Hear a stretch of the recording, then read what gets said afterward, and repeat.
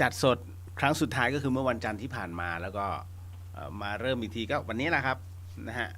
เป็นวันพฤหัสหลังจากที่ได้อย่างที่ทราบนะฮะว่าผมค่อนข้างติดภารกิจพอสมควรแล้วก็วันนี้ถือจริงๆก็ติดภารกิจฮะแต่ว่ามีเวลานิดนึงก็เอาซะเลยนะฮะรายการสดเพราะว่ามีคำถามมากมายที่คุณผู้ฟังถามกันเข้ามา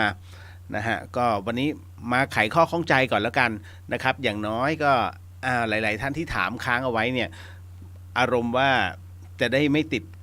ติดข้องหมองใจนะบางคนก็ใจร้อนครับเดี๋ยววันนี้ก็คงจะเหมือนเดิมนะเหมือนเดิมนะครับกับอีกหลายๆท่านที่ถามมาในเรื่องของอยากจะร่วมบุญตอนนี้ผมยังไม่ได้บอกบุญแต่มีผู้ทำบุญมาแล้วนะฮะก็ไม่เป็นไรก็เก็บไว้ก่อนครับคุณผู้ฟังกำลังฟังวิทยุสถานีวิทยุ FM 104.50 เมกะเฮิรตซ์สถานีวิทยุเพื่อการศึกษาพระพุทธศาสนาและวัฒนธรรมนะฮะหรือว่าสถานีพระพุทธศาสนาแห่งชาติและสังคมครับก็เป็นประจำนะฮะเดอะเฮียน5 ทุ่มจนถึงตี 1ครับพี่เลียวกับพี่ป๋องรับผิดชอบในส่วนของรายการตรงนี้นะฮะแล้วก็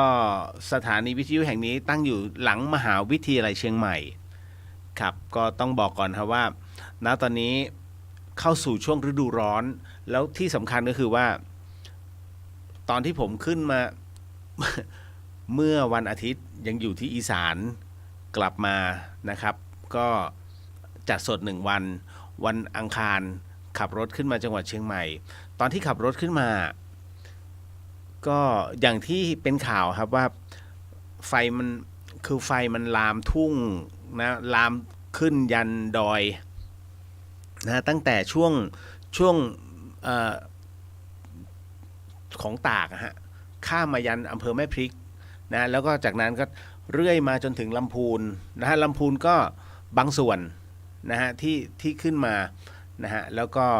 เชียงใหม่ไม่ต้องพูดถึงนะครับก็ในส่วนของไฟป่าตอนนี้ห้ามเผาเลยนะครับต้องบอกก่อนว่าหลายๆท่านที่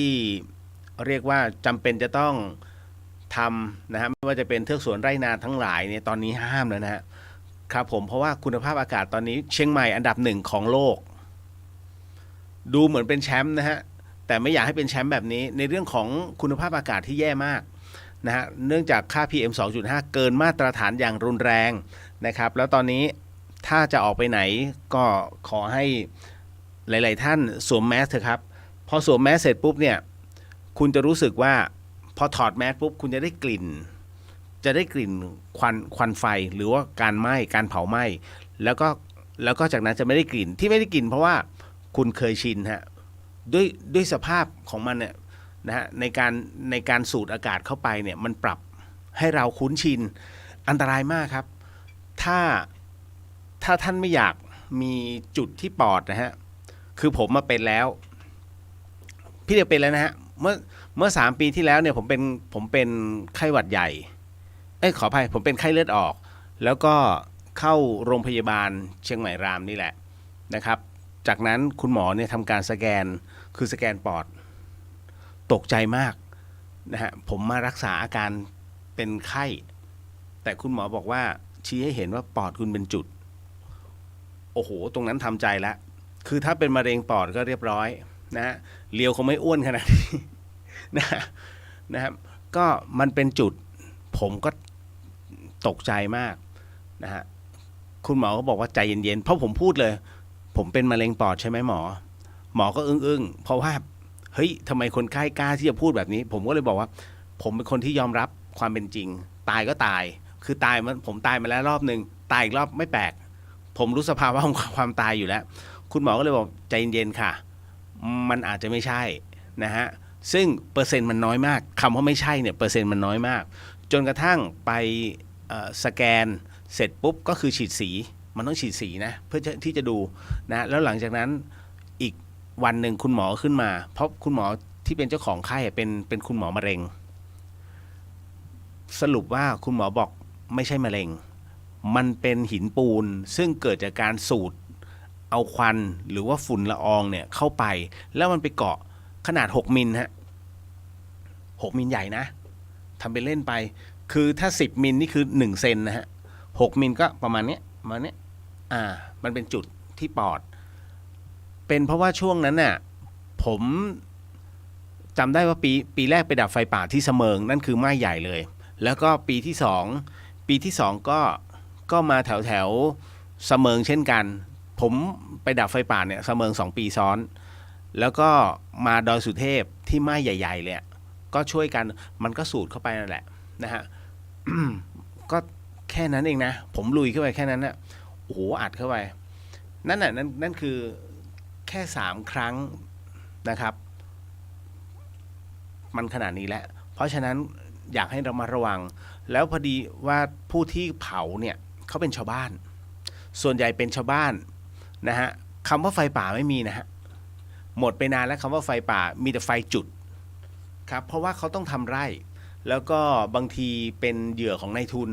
นะฮะนายทุนอย่าใช้คำว่านายทุนใหญ่เลยเป็นนายทุนระดับหมู่บ้านที่จ้างเผาเพื่อเขาจะเอาเห็ดท็อปนะฮะเห็ดท็อปเนี่ยถ้าสมมุติว่าฝนแรกมาปุ๊บเนี่ยนะราคาสูงมากผมก็ไม่เข้าใจต้องการแค่เห็ดแต่คุณเผาป่าทั้งหมดเนี่ยมันไม่คุ้มกันนะฮะได้วันนี้แต่คุณสูญเสียอีก10 ปีเพราะต้นไม้เนี่ยนะฮะกว่ามันจะขึ้นกว่ามันจะโตใช้เวลานะแต่คุณตัดมันอะไม่ถึง10 นาทีขาดนะฮะเพราะฉะนั้นคนที่สามารถเผาต้นไม้ได้โค่นต้นไม้เนี่ยใจร้ายมากเป็นคนที่ดูแลจิตใจร้ายมากนะฮะไม่เกี่ยวกับการตัดแต่งไม้นะไม่เกี่ยวกันอันนั้นคือตัดให้เข้าทรงเขาไม่ได้โค่นนะครับต้องแยกก่อน เดี๋ยวบอกอุ้ยฉันมีรับจ้างไม่เกี่ยวกันถ้าตัดแต่งไม้ไม่มีปัญหานะครับแต่ไอ้โค่นเนี่ยโค่นเพื่อทำอย่างอื่นเนี่ยใจแข็งมากครับพวกนี้นะฮะคือต้องบอกว่าอำมหิตอ่ะ ทำไมจึงเป็นเช่นนั้นคุณก็คิดดูเขาคงไม่คิดอะไรฮะแต่ฉันต้องตัดมันเพื่อเงินตราที่เขาจ้างมานะฮะก็ไม่ได้ว่าอะไรแต่ถ้ามีจิตสำนึกคุณต้องดูว่าที่แก่นไม้มันมาขนาดนี้ได้กี่ปีแล้วมันเป็นรุ่นปู่คุณด้วยซ้ำนะฮะเอาละก็ทั้งหมดทั้งมวลเนี่ยอันนี้บอกไว้ก่อนเพราะว่าเขาไม่มีทางเลือกฮะจำเป็นต้องเผาเพราะถ้าไม่เผาเขาก็ทำมาหากินไม่ได้แต่ส่วนใหญ่แล้วเป็นพื้นที่จับจองยังไงท่านก็ไม่มีสิทธิ์ในการเผาอยู่แล้วนะครับเพราะมันไม่มีเอกสารสิทธิ์แต่ที่ทางการเขาปล่อยให้คุณทำมาหากินได้ทำเทือกสวนไร่นาได้เพราะว่าคุณตัดไม้แต่คุณปลูกต้นไม้ก็แค่นั้นเองนะฮะจะสังเกตได้ถ้าคุณมาเนี่ยต่างจังหวัดถ้าคุณมาภาคเหนือนะฮะคุณจะเห็นว่าป่ามันสมบูรณ์แต่ขอโทษทีอันนั้นเขาเรียกผักชีโรยหน้าคุณเดินผ่าป่านั้นเข้าไปผมให้เข้าไปสักประมาณสัก200 เมตรคุณจะเห็นโล่งเลยฮะที่เห็นเนี่ยเพราะว่าเขาตัดข้างด้านในเขาข้างหน้าไม่ตัดหรอกถ้าตัดข้างหน้าเขาจะหลอกคุณไม่ได้นี่แหละเยอะมากนะเชียงดาวบึ้มเลยนะฮะจะให้พูดมันก็กระไรอยู่แต่บอกมีหลักฐานไปดูด้วยตา นะคือคนพื้นที่เนี่ยมันรู้กันดีฮะซึ่งผมเองเนี่ยบังเอิญถามว่าคนไม่ใช่คนพื้นที่นะฮะแต่ว่าเราอาศัยว่าไปทุกพื้นที่บ่อยๆไม่ได้หาเสียง ไม่เกี่ยวการเมืองนะแต่ว่ามันมีภาวะที่จำเป็นเนี่ยต้องอย่างไปกราบครูบาอาจารย์เนี้ยเอาของไปถวายเงี้ยฮะมันต้องผ่านเส้นทางนั้นเราก็เห็นโอ้โหตายแล้วโหดหูนะฮะก็เอามาเล่าสู่กันฟังไม่ได้มีอะไรมากเพราะท้ายที่สุดแล้วอุเบกขามันต้องวางคุณจะไปลบลายังไงอะนะฮะมันเผาไปแล้วอะไปเผาอย่างนี้มีแต่เรื่องนะฮะก็วางอุเบกขาสิ่งใดที่มันเกิดขึ้นก็ต้องยอมรับสภาพแต่ผลกระทบโลกไงทฤษฎีสมดุลโลกใช้ได้ตลอดเลยฮะสิ่งใดที่คุณทำเอาไว้กับโลกก็จะคืนสิ่งนั้นกลับมาความร้อนที่แผดเผาฝุ่นละอองในอากาศตอนนี้เป็นไงฮะเดือดร้อนทั้งประเทศที่เห็นฝนเนี่ยนะฮะมันเป็นฝนเทียมนะคุณมันเป็นฝนเทียมของโครงการหลวงแต่ทราบใช่ไหมฮะชั้นเมฆของฝนเนี่ยไม่สามารถจะชะล้างเอาพวกฝุ่นละอองได้หมดนะฮะเพราะฝุ่นที่มันฟุ้งเนี่ยมันอยู่เหนือกลุ่มก้อนเมฆที่เขาท ที่เขาทำฝนเทียมอีกนะฮะใจเย็นๆเพราะฉะนั้นบางคนบอกอ๋อเดี๋ยวคุณภาพอากาศดีขึ้นมันดีขึ้นหน่อยนึงแต่ไม่ได้ทั้งหมดก็ดูคุณภาพอากาศวันนี้เมื่อวานนี้เชียงใหม่ก็ฝนตกนะฮะแล้วก็คุณภาพอากาศลดลงมาหน่อยนึงแต่วันนี้ตกอีกแล้วถ้าตกบ่อยๆแบบนี้อีกสัก3-4 วันจะกลับเข้าที่แต่ไม่ใช่ว่าตกครั้งเดียวแล้วจบเลยและที่สำคัญฝนแรกอันตรายมากนะฮะถ้าคุณใส่เสื้อขาวคุณจะรู้ทันทีว่าโอ้โหแย่เลยฝนแรกนะฮะมันเป็นฝนที่เก็บฝุ่นลงมาเพราะฉะนั้นผมเชื่อมั่นว่าปัจจุบันเนี้ยไม่ค่อยมีใครรองน้ำฝนกินผมยังทันในเรื่องของการรองน้ำฝนเพราะฉะนั้นแม่จะบอกว่า2 วันแรกเนี่ยที่มันตกหนักอย่าเพิ่งรองเอาวันที่3แล้วจากนั้นค่อยเอาผ้าขาวนะขึงเมื่อก่อนใช้กระมังรองแล้วก็เทลงตุ่ม เพราะเมื่อก่อนมันจะมีรางน้ำฝนไงนะฮะแต่ต้องใช้ผ้าขาวบางเนี่ยกรองนะฮะ2 ชั้นนะครับเพราะฉะนั้นพอกรองเสร็จปุ๊บเนี่ยฝุ่นเต็มเลยผ้าขาวบางนี่แหละฮะแล้วก็ต้องขังไว้ในตุ่มอีกนะขังไว้ประมาณสัก2 อาทิตย์ข้างล่างมันจะเป็นตะกอนฮะภูมิปัญญาชาวบ้านนี่สุดยอดแล้วดื่มได้น้ำนั้นดื่มได้นะฮะเดี๋ยววันนี้เหมือนเดิมนะครับว่าเราจะนั่งสมาธิกันนะฮะสมาทานศีลก่อนแล้วก็นั่งสมาธิแล้วหลังจากนั้นค่อยพูดคุยตอบคำถามกันเดี๋ยวค่อยทักทายนะฮะก็พอดีจริงๆวันนี้ผมเพิ่งไปประชุมกสทชมา เพิ่งจะเลิกตอนเกือบ5 โมง5 โมงเย็นนะกลับมาปุ๊บน็อกเลยโอ้ยปวดหัว นะก็คือเราสามารถจะออกอากาศได้ตรงนี้จนถึงปีหน้านะปี67ครับถึงตอนนั้นคงเป็นตู้เจ้าแล้วไม่เป็นไรหรอก นะส่วนท่านใดที่อยากจะร่วมบุญนะฮะในเรื่องกุฏิยังไม่ได้บอกบุญนะฮะแต่ในส่วนของที่ผมจะไปพอสวในวันที่26เนี่ยฮะก็จริงๆอยากได้เครื่องกีฬาเพิ่มเติมนะฮะเพราะว่าบนดอยมันแหมเห็นสภาพอยากจะโพสต์เหมือนกันนะมันก็ยับยุยี่อะ ใช้คำว่ายับยุยี่ นะครับก็ลูกวอลเลย์2 ลูกอย่างเงี้ยลูกบอล2 ลูกตะกร้อ2 ลูกมีตะข่าย นะเปตอง1 ชุด นะคือเป็นอะไรกีฬาบ้านๆนะฮะแต่ก็อันนี้เดี๋ยวที่บอกนี่พูดบ่นเฉยๆนะพรุ่งนี้ผมจะไปซื้อนะฮะก็บอกพี่เขาไว้ว่าไม่เป็นไรเดี๋ยวผมจะดูซื้อให้วันพรุ่งนี้นะฮะจริงๆเขาจะใช้วันที่3 มีนานะฮะแล้วก็เลยบอกว่าไม่เป็นไรพอถึงตรงเนี้ย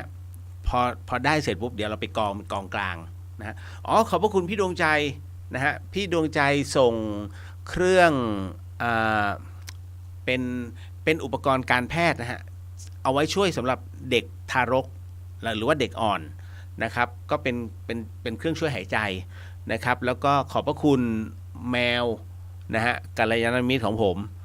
กำลังส่งเครื่องผลิตออกซิเจนนะฮะขึ้นมาให้อีก1 เครื่องเพื่อที่จะบริจาคให้กับบ้านละอูนะฮะขอบพระคุณผู้ที่บริจาครถเข็นนะฮะสำหรับผู้สูงอายุซึ่งแล้วก็เป็นผู้ป่วยติดเตียง2 คันขอบพระคุณมากๆฮะกำลังทยอยส่งขึ้นมานะฮะก็เป็นตามเหตุปัจจัยเพราะว่าผมบอกแล้วอันไหนช่วยกันได้ก็ช่วยกันนะฮะจริงๆเรื่องรถเข็นเนี่ยมันก็ยังมีความต้องการสูงคืออย่างนี้รถเข็นเนี่ยเราไม่ได้ให้ชาวบ้านเขาเลยนะฮะเขาเรียกให้ยืมนะฮะให้ยืมหลังจากนั้นถ้าสมมุติว่าเขาหายแล้วหรือหายไปเลยไอ้ตัวรถเนี่ยฮะผู้ที่อยู่ในบ้านเขาก็จะมาคืนให้กับที่รพสต.เพราะฉะนั้นบ้านอื่นที่เขาต้องการใช้ต่อก็เอาไปใช้เป็นอย่างนี้ฮะจะไม่มีใครเป็นเจ้าของนอกจากหน่วยงานแค่นั้นเองนั่นคือวิธีการนะครับเอาละฮะก็เดี๋ยวทักทายก่อนเนาะนะฮะแต่ท่านใดที่อยากจะร่วมได้นะช่วยแจ้งความจำนงมาผมไม่ชอบเซอร์ไพรส์เพราะบางทีคือเซอร์ไพรส์เนี่ยผมต้องขนของเองแล้วมันเหนื่อย นะ ถ้าจะสมมุตินะอันนี้แค่สมมุติท่านใดที่อยากจะช่วยเหลืออย่างเช่นเอามีตุ๊กตานะฮะที่อยากจะร่วมบริจาคพวกไปที่เล่นตู้มาแล้วก็รู้สึกมันเก่าแล้วว่ะไปเอาไปแจกน้องๆบนดอยได้ฮะเรามีเด็กอ่อนอีกเยอะเลยนะฮะก็ส่งมาที่วัดฝายหินคือต้องบอกผมก่อนนะเพราะผมจะได้รู้ว่าจะได้จัดวันที่รอเพราะไม่งั้นมันไม่มีคนรับแล้วเขาไปตั้งทิ้งไว้แล้วมันเติ่งนั่นนะฮะแล้วท้ายสุดมันจะต้องส่งเขาเรียกขนกัน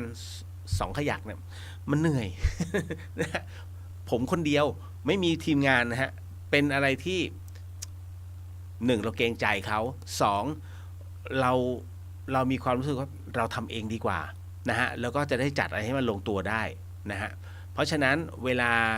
รถมารับเนี่ยน้องๆเข้ามารับเนี่ยผมเอาขึ้นเนี่ยมันยังเป็นระเบียบได้คือเราจะรู้ของเราไงว่าตรงนี้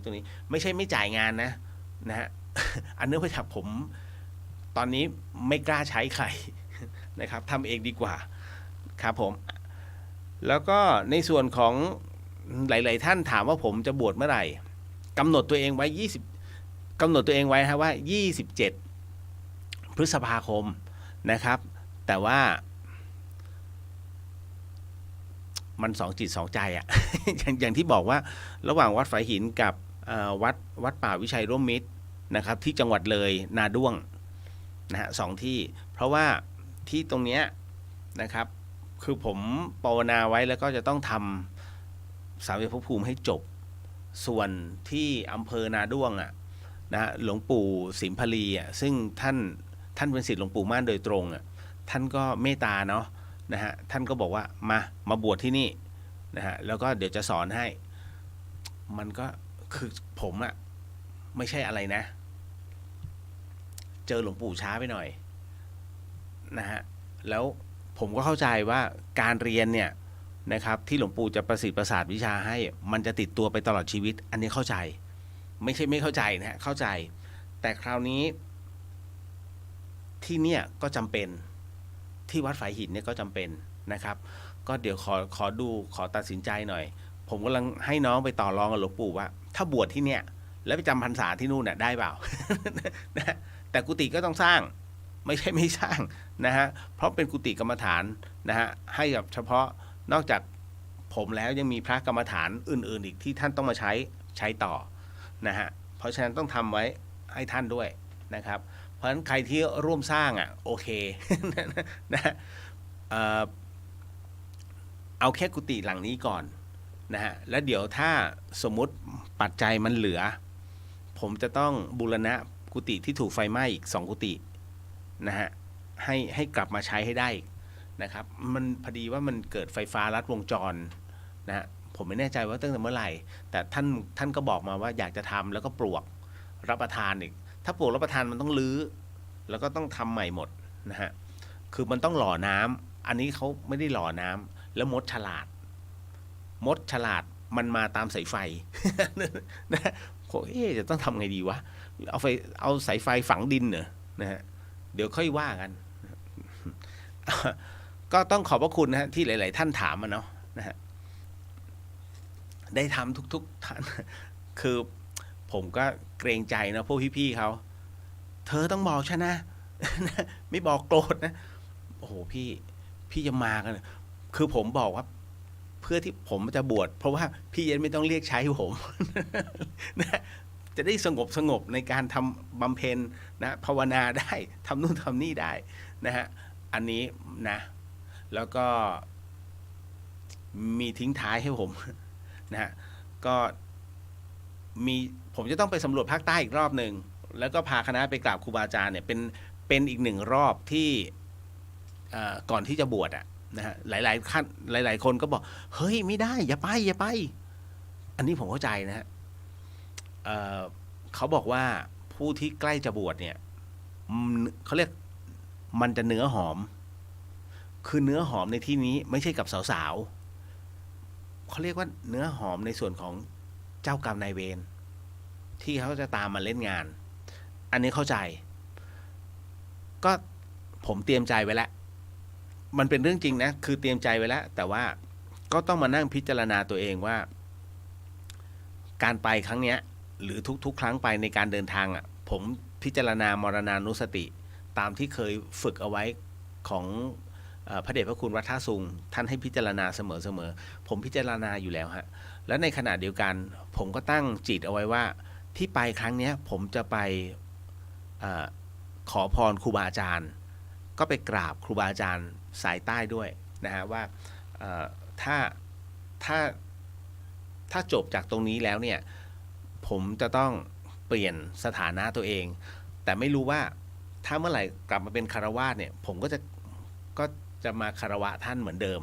นะฮะเพียงแต่ว่าถ้ามันเป็นพระเหลืองมันไปไหนไม่ได้ไงนะผมเป็นพระนวกะครับก็กะว่าจะไปบอกตรงนี้อธิษฐานเอาไว้แล้วนะฮะก็คิดว่าเขาคงเมตตา เจ้ากรรมนายเวรคงเมตตานะฮะอันนี้ก็บ่นไว้ก่อนนะฮะแต่เราจะรู้เวลามันมีอะไรเข้ามานะฮะโอ้ตักกี้สวัสดีครับไอ้บ่าวสวัสดีครับตักกี้ยังเห็นอยู่เลย ยังอยู่อีสานโอ้ยไอ้เพิ่งกลับมาจากอีสานเนี่ยไปเมืองเลยมานะฮะแล้วก็ไปสารคามมาลืมเอาขอทักทายก่อนเนาะแล้วเดี๋ยวเข้ามานะฮะในส่วนของสมทานศีลกันแล้วก็นั่งสมาธิแล้วค่อยมาพูดคุยเรื่องราวต่างๆวันนี้ผมก็ไม่รู้ว่าคอมผมเป็นอะไรนะมันคีย์ตัว wording ไม่ขึ้นนะฮะเพราะว่ามีผู้ที่ถามเกี่ยวกับหลวงพ่อชามาโดนใจมากเดี๋ยวตอบให้นะว่าหลวงพ่อชาท่านไม่รู้ภาษาอังกฤษนะแต่ทำไมท่านมีลูกศิษย์ลูกหาเป็นชาวต่างชาติเยอะวันนี้มีคำตอบฮะนะฮะเอาละครับป๋อมแปมสวัสดีค่ะสวัสดีค่ะนะฮะลายไทยสวัสดีคุณเรียวและกัลยาณมิตรทุกท่านค่ะสวัสดีครับผมนะคุณนัทบอกว่าสวัสดีค่ะคุณเรียวสวัสดีครับผมพี่มุนาไปอยู่กับหลวงปู่ศรีพลีนะคะถ้าบวชแล้วไปเพิ่มความรู้เดี๋ยวขออนุญาตฮะผมขอต่อรองก่อนนะฮะหลวงปู่จะบวชให้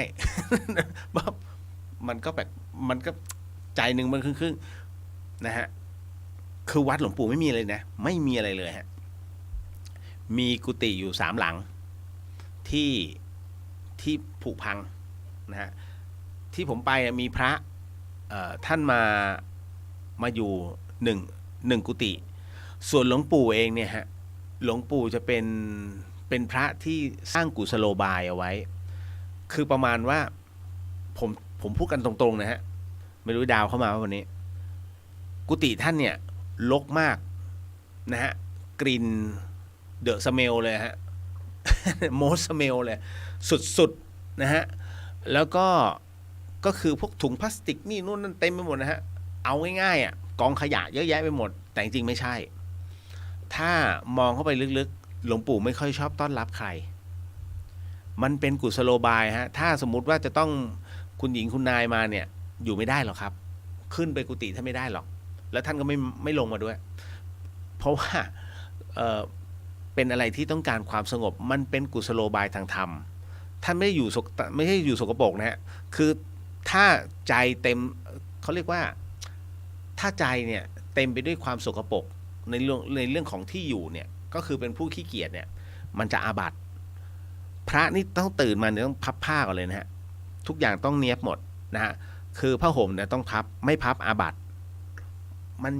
นมีข้อวินัยทั้งหมดเลยในการอยู่วัดนะฮะก็อันเนี้ยผมเข้าใจท่านฮะแล้วก็ทั้งภูเขาอะมีบ้านโยมฝั่งตรงข้ามหลังเดียว นะฮะแล้วก็มันค่อนข้างกันดารนะไอ้เรื่องกันดารไม่มีปัญหาแต่ผมต้องการแค่ผมทำงานได้อะจบแล้วคือเดี๋ยวผมต้องถามน้องว่าที่นาด้วงมันมีร้านที่เขาทำคอมพิวเตอร์ไหมคือถ้ามีไม่มีปัญหาแล้ว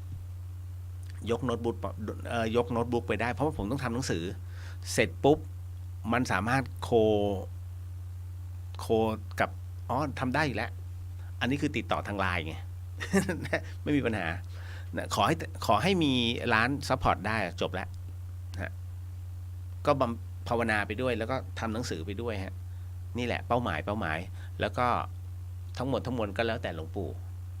ขอดูก่อนพี่ต็อกกี้สวัสดีไอ้บ่าวสวัสดีน้องบ่าวกุ๊บกิ๊บสวัสดีค่ะพี่เรียว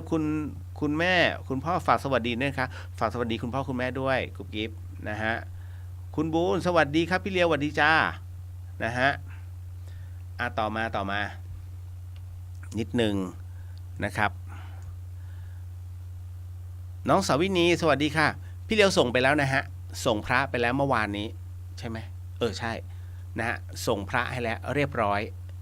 นะครับ2ท่านก็มีของน้องสาวินีกับหมอหนิงนะฮะที่ชุมพรครับเจมบอนสวัสดีครับสวัสดีครับผมนะฮะคุณจินนชาสวัสดีค่ะคุณเรียวเหมือนขอมดำดินค่ะเดือนนี้โผล่ทีไรคนละจังหวัดยังเดี๋ยวสัปดาห์หน้าเนี่ยมีนิดหน่อยสัปดาห์หน้าก็คือผมทยอยแต่งภาพของนรกสวรรค์สาธุไปได้ภาพนรกพบนรกจากวัดสุทัศน์ที่ผ่านมาซัดเลยจุกผมก็เหมือนหลวงพี่มาดัดภาพเอานะฮะคือเป็นภาพของเราดีกว่าไปก๊อปปี้ชาวบ้านเขานะฮะมันก็จะง่ายหน่อยนะฮะ เดี๋ยวหลังจากนั้นไปโผล่กัลยาณิวัฒนาต้องบอกนิดนึงนะฮะว่าหลังจากวันที่26ไปจนถึงวันที่3กุมภาพันธ์ผมขออนุญาตนะฮะถ้าออนแอร์ได้จะพยายามออนแอร์จากเขาเรียกที่ตั้งเนาะของพอสวนะฮะแต่ถ้ามันไม่สะดวกจริงๆเนี่ยต้องขออนุญาตเป็นเทปตลอดทั้งสัปดาห์นะฮะเพราะว่าเวลามันออกหน่วยในพื้นที่กันดารเนี่ยบางทีต้องอาศัยจากสัญญาณเนี่ยฮะ Wi-Fi จากข้างนอกซึ่งบางทีมันก็ขาดหายนะบางที่ก็ไม่มีเลยนะครับอันนี้เรียนให้ทราบไว้ก่อนนะครับแล้วจากนั้นเนี่ยเดี๋ยวจะกลับมารายงานว่าทำอะไรยังไงบ้างเพราะว่าอย่างเครื่องปฐมพยาบาลแล้วก็เครื่องผลิตออกซิเจนนะครับแล้วก็เครื่องวัดความดันรวมถึงแว่นสายตาเนี่ยฮะแว่นสายตายาวของผู้สูงอายุอันเนี้ยก็จะไปมอบให้กับที่รพสตบ้านระอูนะครับที่กัลยาณิวัฒนานะฮะแล้วก็โรงพยาบาลวัดจันทร์นะครับเพราะว่าช่วงนี้คนจะเป็นโรคหอบหืดเยอะมากนะอันเนื่องมาจากนี่แหละฮะในส่วนของอะไรล่ะอะไรนะคุณภาพอากาศนะฮะมันแย่มันก็เลยทำให้ทั้งหมดทั้งมวลเนี่ยฮะเลยทำให้การหายใจของเขาเนี่ยแย่มากแล้วโรคหอบหืดเป็นโรคอันดับ1นะฮะของอำเภอกัลยาณิวัฒนานะก็เลยต้องบอกไว้ก่อนนะฮะต่อมาพี่สุวรรณยาสวัสดีค่ะสวัสดีครับพี่นะฮะอันนี้คุณปริญญาสวัสดีครับพี่เลียวสวัสดีครับผมนะฮะอันนี้หนูลีสวัสดีครับพี่เลียวสวัสดีครับนะฮะคุณจินชาโมทนาสาธุสุดจิตสุดใจกับทุกบุญที่เกิดขึ้นในวันนี้ด้วยนะคะโมทนาสาธุครับนะฮะพี่วรันทรสวัสดีครับคุณเดียวสวัสดีครับพี่นพสวัสดีครับคุณเดียวสวัสดีครับนะฮะคุณสุรศักดิ์สวัสดีครับพี่เรียวผมอยากสอบถามครับชีวิตผมตกอับมา1 ปีทำไมถึงยังมีโอกาสในชีวิตจากเพื่อนสมัยเรียนช่วยเหลือสอนวิชาชีพใหม่ๆก่อนหน้านี้เคยคิดว่าจะไปไม่รอดนะฮะเคยทักหาเพื่อนคำเดียวว่าเราไม่มีที่ไปแล้วว่ะเพื่อนขอคำแนะนำทางธรรมหน่อยครับนะฮะอันนี้จริงๆแล้วเนี่ยเขาเรียกกัลยาณมิตรของแท้นะฮะก็เพื่อนให้โอกาสนะฮะแล้วที่สำคัญก็คือว่าน้องเป็นบุคคลที่โชคดีนะฮะด้วยบุญเก่ายังมีมันจึงทำให้คืออะไรก็ตามที่มันมีบางอย่างที่มันสุดๆเลยเนี่ยมันจะมีบางอย่างฮะที่มันทำให้เราขึ้นมานะฮะเหมือนกับคนที่ชอบทำบุญอยู่เรื่อยๆวันใดที่ตังในกระเป๋าจะหมดมันอยู่ๆเดี๋ยวมันจะมีเขาเรียกบางอย่างนะฮะทำให้เกิดฟลุกๆอ่ะเฮ้ยอยู่ๆมันก็มีขึ้นมาอีกประมาณนี้เลยอารมณ์เดียวกันเลยฮะเพราะ ราะฉะนั้นเนี่ยทั้งหมดทั้งมวลอย่างที่พี่เดียวบอกฮะว่าคนดียังไงก็ตามเทวดาคุ้มนะครับต่อมาคุณจินชาขอทุกบุญของข้าพเจ้าและกัลยาณมิตรที่ร่วมกันทำโดยมีคุณเรียวเป็นสะพานบุญโปรดปกปักรักษาคุ้มครองคุณเรียวในการบวชรับเรื่องทุกประการนะคะสาธุครับก็จะพยายามฮะ ทำทั้งหมดทั้งมวลนะให้ดีที่สุดนะครับปุ้มปุ้ยสวัสดีค่ะพี่เลี้ยวสวัสดีค่ะปุ้มปุ้ยนะฮะคุณบิวสวัสดีค่ะสวัสดีค่ะนะฮะน้องสวัสดีขอบคุณค่ะมิตรชัยบอกว่าสวัสดีครับพี่เลี้ยวสวัสดีครับผมมาเดี๋ยวขออนุญาตเนาะเมื่อกี้คอมผมดับไป ต้องขออภัยด้วยที่ดับเนี่ยไม่ใช่อะไรหรอกมันน่าจะร้อนคือคอมผมว่ามันเก่ามากไอ้ตัวเนี้ย Lenovo ไม่เห็นใช่ไหมไม่เป็นไร ซื้อต่อหลวงพี่ภัสกรเอาจริงๆฮะเรื่องของเรื่องก็คือว่าคอมตัวเนี้ยตอนหลวงพี่ไปเทศที่อุบลผมไม่แน่ใจว่าชื่อสถานที่อะไรของยุพุทธเนี่ยช่วงนั้นหลวงพี่ซื้อคอมใหม่พอดีนะฮะแล้วก็ผมก็เลยบอกหลวงพี่บอกว่าเฮ้ยมึงเอาไปหน่อยเพื่อจะไว้ใช้ถ่ายทอดฮะก็เหมือนกับใช้บันทึกแล้วไว้ตัดต่อนะฮะผมก็โอเคเอามาดูแลให้แล้วจากนั้นเนี่ยก็ใช้มาเรื่อยๆใช้มาหลวงพี่ให้ใช้มาเรื่อยๆผมก็เลยบอกว่าหลวงพี่คือเป็นคนที่ไม่รักษาของผมจะบอกนิสัยผมเป็นคนที่ลุยคือลุยแล้วต้องมันถนอมไอ้คอมตัวเนี้ยไม่สบายใจหลวงพี่เอาคืนไปเถอะหลวงพี่บอกว่าพระอาจารย์ภัสกรนะฮะท่านก็บอกว่ามึงก็ดูแลไปสิก็ให้ไว้อย่างนี้แล้วเราเป็นคนที่เดี๋ยวหลวงพี่ให้ใช่ไหมบอกเอางี้ถวาย ผมก็ถวายปัจจัยไปจำนวนหนึ่งนะฮะก็เรียกว่าครึ่งต่อครึ่งนะก็เป็นอันว่าได้ตรงนี้มา12 ปีแล้วจนมันถึงวาระของมันแล้ว นะโอ้ยหามากนะคุยกับหลวงพี่ภัสกรนะครับว่าไงจ๋าคนดีตกน้ำไม่ไหลตกไฟไม่ไหม้ลำบากไม่นานสวัสดีครับพี่เรียวสวัสดีจ้าน้องจ๋านะฮะอีกหนึ่งน้องสาวฮะนะฮะ มาเข้าสู่อีกหนึ่งเรื่องราวนะครับของเดอะเฮียนเนาะเดี๋ยวมาให้คำตอบเกี่ยวกับหลวงพ่อชานะฮะก็เป็นอะไรที่ผมก็เอาแนวทางท่านน่ะมาตลอดเลยนะยึดถือแนวทางท่านมาตลอดมาฮะขออนุญาตนะครับเข้าสู่ในช่วงของการสมทานศีลเดี๋ยวเราสมทานศีลกันก่อนท่านใดที่ไม่เคยเข้ามาฟังเลยหรือว่าน้องๆท่านใดที่ฟังอยู่ทาง FM 104.50 เมกะเฮิรตซ์เนี่ยบอกเฮ้ยเขามีรับศีลกันด้วยสมทานศีลเดี๋ยวนะฮะการสมทานศีลเนี่ยไม่ใช่ว่าเมื่อสมทานแล้วเนี่ยเฮ้ยมันคือข้อห้ามเลยเหรอเข้าใจก่อนนะการสมทานศีลมันคือการปฏิญาณนะฮะปฏิญาณว่าถ้าไม่ทำได้เนี่ยจะเป็นกุศลกับตัวนะฮะถามว่าผิดไหมทุกวันนี้มันก็ผิดแหละมันก็หลุดบ้างแต่เราสมทานว่าเป็นการปฏิญาณสัญญากับตัวเองว่าเฮ้ยนะฮะไม่ทำเสียเลยมันจะดีกว่าแต่ถ้าน้องไม่ปฏิญาณเนี่ยเขาเรียกมันไม่มีข้อผูกมัดในตัวจิตนะฮะแต่ถ้าเราปฏิญาณว่าด้วยข้อศีลเนี่ยมันมีกำลังใจแค่นั้นเลยฮะว่าด้วยข้อศีลเนี่ยนะฮะศีลก็คือความเป็นมนุษย์ฮะถ้าคนเนี่ยชอบทำผิดศีลแต่ถ้าเป็นมนุษย์เนี่ยผู้มีศีลครบนะฮะดังนั้นณตรงเนี้ยสังเกตไหมพระท่านถึงได้บอกว่าสมทานศีลก่อนถวายพระสังฆทานให้ความเป็นมนุษย์เติมเต็มก่อนเมื่อศีลเติมเต็มแล้วปุ๊บถวายแล้วมันได้เต็มร้อยนะครับเอาละพร้อมแล้วเนาะถ้าพร้อมแล้วเดี๋ยวเรามาสมทานศีลพร้อมกันเนาะเดี๋ยวขออนุญาตเป็นผู้แทนในการกล่าวนะท่านใดที่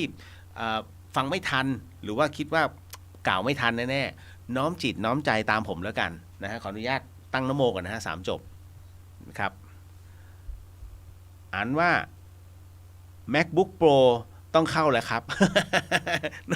ขอบคุณมากที่อุปถัมภ์พี่ฮะ สาธุสาธุ นะโมตัสสะภะคะวะโตอะระหะโตสัมมาสัมพุทธัสสะนะโมตัสสะภะคะวะโตอะระหะโตสัมมาสัมพุทธัสสะนะโมตัสสะภะคะวะโตอะระหะโตสัมมาสัมพุทธัสสะพุทโธธัมโมสังโฆศีลข้อ 1ไม่ฆ่าสัตว์ศีลข้อ 2ไม่ลักทรัพย์ศีลข้อ 3ไม่ประพฤติผิดในกามศีลข้อ 4ไม่พูดเท็จศีลข้อ 5ไม่ดื่มสุราและของมึนเมาบัดนี้ข้าพเจ้าตั้งใจรักษาศีลแล้วบัดนี้ข้าพเจ้าคือผู้มีศีลข้าพเจ้าผู้มีศีลละอายต่อการทำความชั่วกลัวต่อผลของบาปกรรมข้าพเจ้าผู้มีศีลมีหิริโอตปะมีกายเป็นมนุษย์มีใจเป็นเทวดาเป็นมนุษย์เทโวเข้าถึงความเป็นสหายกับเหล่าเทวดาทั้งหลายณบัดนี้ข้าพเจ้าทั้งหลายขออดโทษลดกรรมที่ข้าพเจ้าประมาทพลาดพลั้งในช่วงวันนี้ลงในฉับพลันและขอให้กรรมดีที่ข้าพเจ้าหรือเรากัลยาณมิตรได้ทำไว้นั้นขอจงมาแทรกส่งผลบุญนี้ให้ข้าพเจ้าได้มีความสุขและประสบผลสำเร็จตลอดไปเทินสาธุสาธุสาธุอนุโมทามิครับก็เป็นการว่าข้อศีลที่ดึงเอาบุญชาวบ้านน่ะเขามาลบล้างของเราด้วย นะเพราะฉะนั้นโคเวอร์มาก นะในการว่านะตรงนี้เอาละครับมาเข้าสู่ในช่วงที่เติมบุญให้กับชีวิตเป็นบุญที่คุณไม่ต้องเสียเงินนะฮะเพราะฉะนั้นนี่คือการทำสมาธิคิดว่าติดไฟแดงแล้วกันเนาะนะฮะเพราะฉะนั้นการทำสมาธิณช่วงเวลานี้นะฮะเปรียบเสมือนสิ่งที่เราจะทำการพักใจอะไรที่คุณแบกเอาไว้เนี่ยคิดนี่นู่นนั่นมาตลอดทั้งวันเนี่ยวางเลย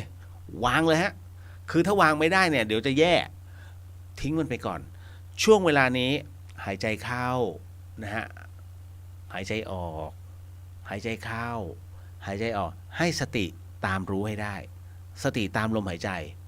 ส่วนท่านใดชอบในการภาวนาเพราะว่ารอบๆข้างมันพลุกพล่านเหลือเกินคนก็คุยกันรถก็วิ่งกันนะฮะเสียงทีวีก็มาเรื่อยๆพุทเข้าโทออกพุทเข้าโทออกสูดไม่ลึกๆสุดแค่ไหนค่อยๆดึงกลับปล่อยไปให้สุดนะในเรื่องของลมหายใจนะครับส่วนกรรมฐานน้ำเย็นไม่ต้องบอกเลยฮะหลายๆท่านชำนาญกันแล้วนะครับเพราะฉะนั้นถ้าท่านใดไม่ชำนาญคุณไปหาน้ำเย็นมาแล้วกระดกแล้วนะฮะใจจะขาด ถ้าพร้อมแล้วตอนนี้5:44 นาทีผมขออนุญาตเป็นผู้ที่นำสมาธิอันเนื่องมาจากว่ามันต้องออนแอร์ตลอดเวลาผมไม่สามารถจะปล่อยให้เทวดาเดินผ่านแล้วก็เดทแอร์ไปได้เพราะคนที่หมุนมาในคลื่นนี้104จุดหมุนไว้ นะเขาเรียกว่าที่เขาคีย์สัญญาณมาที่ช่องนี้104.50เนี่ยเอ๊ะทำไมมันไม่มีคนพูดนะฮะไปดีกว่าเรียบร้อยเลยเสียฐานกำลังชาวพูดไปหนึ่ง นะฮะเพราะฉะนั้นขออนุญาตนำสมาธิตอนนี้เราจะไปออกสมาธิกันตอน5:48 นาทีนะฮะถ้าพร้อมแล้ว ค่อยๆหลับตาลงค่อยๆหลับตาลงนะฮะยังหายใจตามปกติอยู่นะฮะเมื่อหลับตาแล้วค่อยๆสูดหายใจลึกๆเข้าพุทออกโทเข้าพุทออกโทนะฮะเรามาเริ่มนะฮะคำปรารภของจิตตั้งมั่นพระอาจารย์ปราโมทย์ ปราโมทโชในภาวะของจิตสามัญดังที่ได้กล่าวมาแล้วว่าในการปฏิบัติธรรมนี้จิตเป็นสิ่งสำคัญพระพุทธเจ้าได้ทรงสั่งสอนเอาไว้ในพระธรรมบทว่าพันธนังจะพลังจิตตังเป็นต้นที่แปลความหมายว่าจิตดิ้นรนกวัดแกว่งกระสับกระส่ายรักษายากห้ามยากผู้มีปัญญาย่อมกระทำให้ตรงได้เหมือนดังช่างสอนดัดลูกศรปลาที่บุคคลจับยกขึ้นมาจากที่อยู่คือน้ำโยนไปบนพื้นย่อมดิ้นรนฉันใดจิตนี้ที่บุคคลยกขึ้นสู่สมถาวิปัสสนาเพื่อละบ่วงแห่งมารก็ย่อมดิ้นรนฉันนั้นดังนี้ข้อนี้ตรัสสั่งสอนให้ทุกๆคนพึงทราบสภาวะของจิตสามัญซึ่งยังมิได้อบรมว่าจะต้องดิ้นรนกวัดแกว่งกระสับกระส่ายรักษายากห้ามยากและ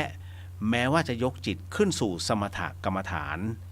หรือวิปัสสนากรรมฐานก็ยังดิ้นรนอยู่นั่นแหละ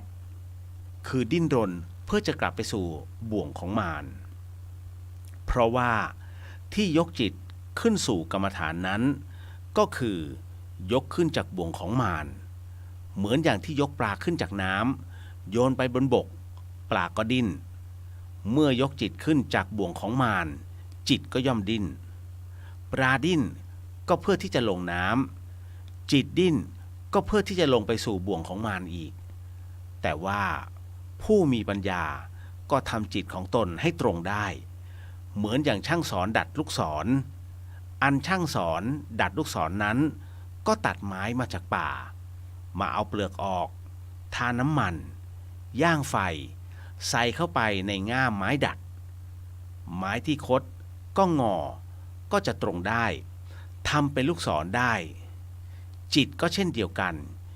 อยู่ในบ่วงของมารอันหมายถึงว่าอยู่กับกามคุณอารมณ์ทั้งหลายโดยปกติเมื่อยกจิตขึ้นก็คือจะต้องอาศัยศรัทธาอาศัยปัญญาจะต้องย่างไฟก็คือต้องใช้ความเพียรทางกายทางใจจะต้องใส่เข้าไปในง่ามไม้ดัดก็คือจะต้องใส่เข้าไปในสมถกรรมฐานวิปัสสนากรรมฐานดังนี้แต่แม้เช่นนั้นในทีแรกก็ยังดิ้นอยู่เหมือนอย่างปลาที่จับขึ้นมาจากน้ำโยนไปสู่บกก็ยังดิ้นอยู่ในคำอุปมาถึงปลา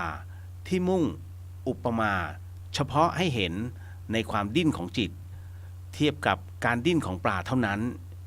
จิตที่ยกสูงขึ้นสู่กรรมฐานก็เหมือนอย่างปลาที่ยกขึ้นจากน้ำวางลงบนบกบกนั้นก็เหมือนอย่างกรรมฐานปลานั้นก็เหมือนอย่างจิตก็ดิ้นต้องการจะเทียบให้มองเห็นความดิ้นเท่านั้นไม่ได้มุ่งถึงข้ออื่นเพราะว่าถ้ามุ่งถึงข้ออื่นแล้วก็มองเห็นว่าปลานั้นถ้าปล่อยให้ดิ้นอยู่อย่างนั้นสักครู่ก็จะตายจิตที่ดิ้นอยู่ในเมื่อยกขึ้นสู่กรรมฐานก็จะต้องตายอย่างนั้นหรือไม่ในอุปมาอุปไมยนี้ตรัสนี้ไม่ได้มุ่งไปถึงในแง่นั้นเพราะว่าจิตนั้นตามความจริงก็เป็นสิ่งที่ไม่ตายแต่ว่าปลานั้นเป็นสิ่งที่ตายได้จึงไม่ได้มุ่งในแง่นั้นแต่มุ่งในแง่ความดิ้นเพื่อให้มองเห็นว่าดิ้นอย่างนั้นและเพื่อไม่ท้อใจเพราะว่าเป็นธรรมดาของจิตที่ยังไม่ได้อบรมก็ต้องเป็นอย่างนั้นยังมีอุปมาอีกอันหนึ่งที่ท่านเปรียบเสมือนอย่างที่ว่าเอาละครับค่อยๆถอนกรรมฐานนะครับ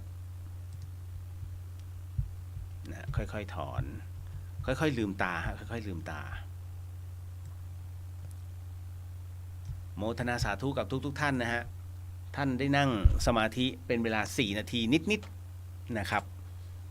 นะค่อยๆปรับค่อยๆปรับนะเรียบร้อยมาเข้าสู่ ในอีก1 ช่วงหนึ่งนะฮะเดี๋ยวนะคุณเมธศรีสวัสดีครับพี่เลียวสวัสดีครับผมคุณบูนพี่เลียวครับพี่เลียวบวชแล้วรายการเดอะเฮียนยังมีอยู่ไหมครับช่วงที่พี่เลียวบวชยังมีอยู่ฮะยังจัดได้ฮะผมเป็นพระ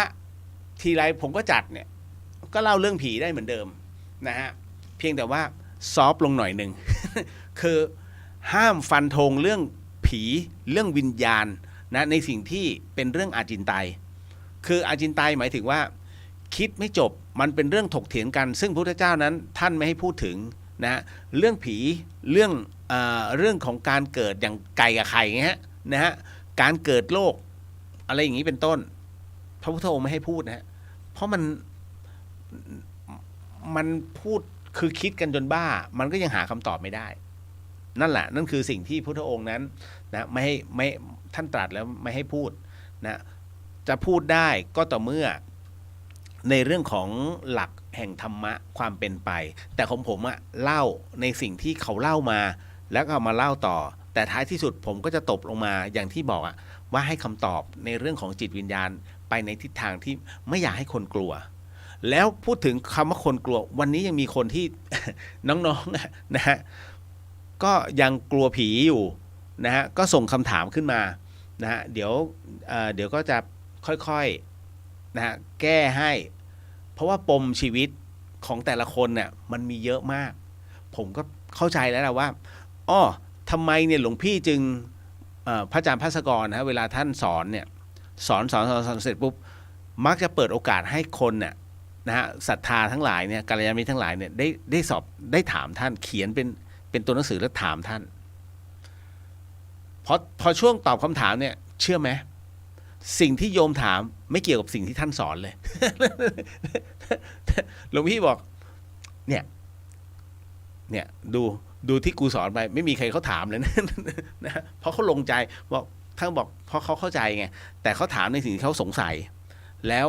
เขาก็หวังจะให้เราซึ่งเป็นครูบาอาจารย์เนี่ยตอบแล้วท่านก็ตอบได้อย่างเป๊ะๆนะฮะท่านเอาหลักธรรมเนี่ยทั้งหมดทั้งมวลเนี่ยที่ท่านพิจารณาตอบเลยข้อตรงนั้นฮะโยมจึงลงใจเพราะฉะนั้นหลายๆที่หลวงพี่บอกว่า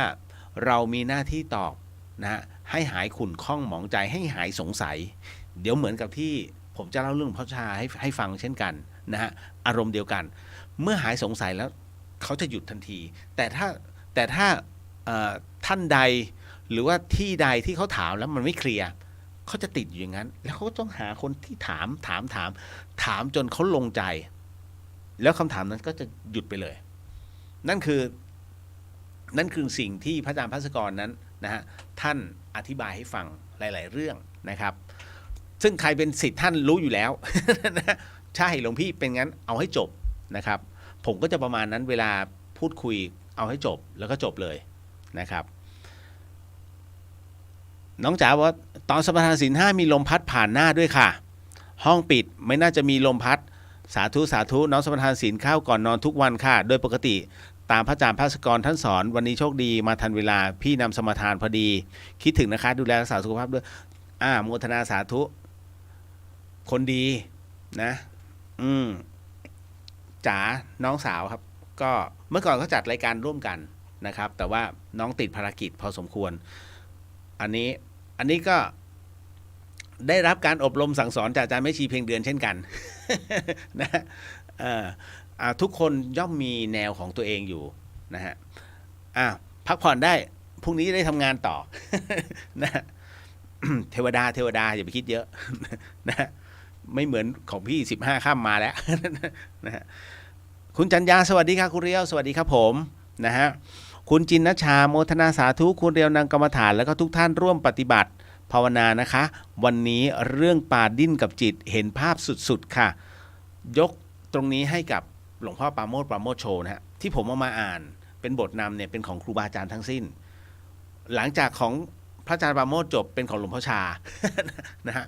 ก็จะมีมาเรื่อยๆฮะนะครับของครูบาอาจารย์ทั้งนั้นนะฮะ คุณนิถาสวัสดีครับพี่เลียวอยากถามค่ะว่าคนที่โกหกเรานะฮะเจตนาโกหกแล้วโกหกเล่า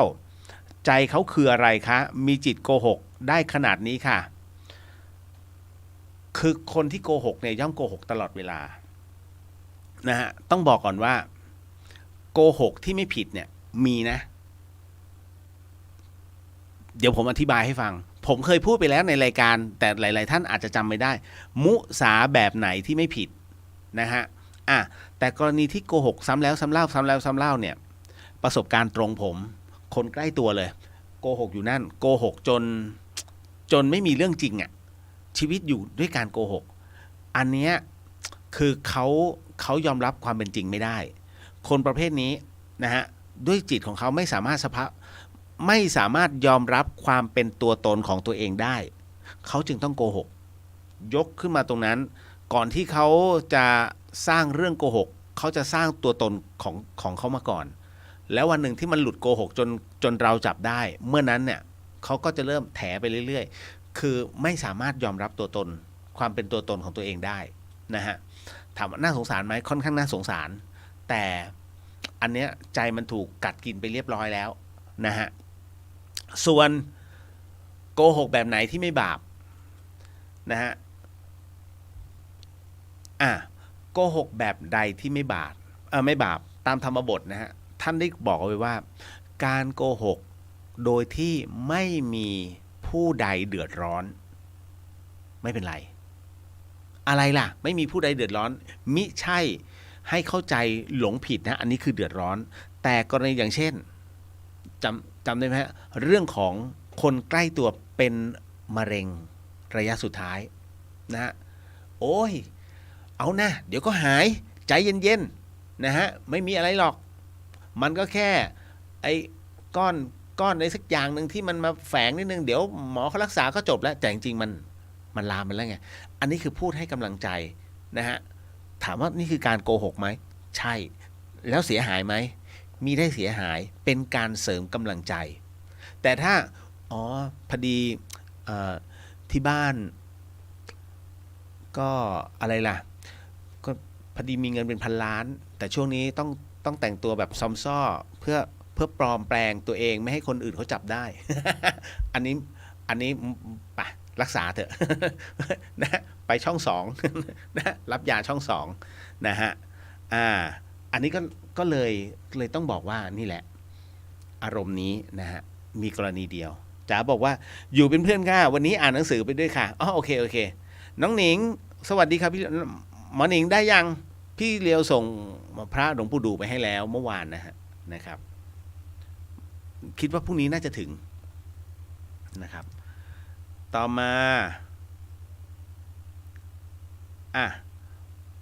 เดี๋ยวนะมาเข้าสู่เรื่องราวต่อมามาเข้าเรื่องหลวงพ่อชาเลยฮะให้มันต่อเนื่องเนาะพอดีมีน้องถามมาให้ว่าคือหลวงพ่อชาท่านสอนชาวต่างชาติได้ยังไงครับเพราะท่านไม่รู้ภาษาอังกฤษเลยสงสัยไหมฮะสงสัยไหมคืออย่างนี้ฮะในเรื่องตรงนี้หลวงพ่อชาได้เคยให้เรียกว่าให้สัมภาษณ์นะครับแล้วก็ได้เทศด้วยนะในบางช่วงบางตอนนะตรงนี้ก็เลยเอามาเล่าให้ฟังแล้วกัน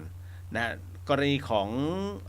พระโพธิญาณเถระหรือว่าหลวงพ่อชาสุภัทโทแห่งวัดหนองประพงวารินชำราบอุบลราชธานีนะฮะ